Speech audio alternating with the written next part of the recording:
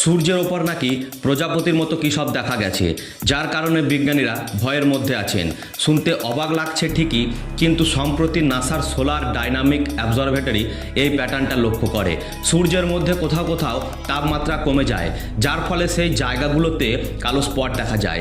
কিন্তু প্রজাপতির মতো এই স্পটটা ইতিহাসে প্রথম লক্ষ্য করা গেছে। এটাকে বলা হয় করোনাল হোল।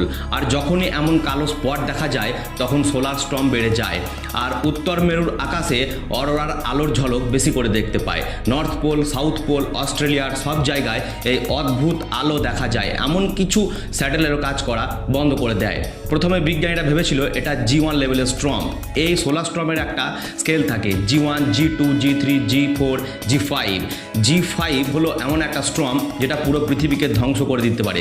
কিন্তু পরে দেখা গেল এটা G3 লেভেলের স্টর্ম, আর এটার ক্ষমতা এতটাই যে বিজ্ঞানীরা কল্পনা করতেও পারেননি। লাইক, সাবস্ক্রাইব করতে ভুলবেন না।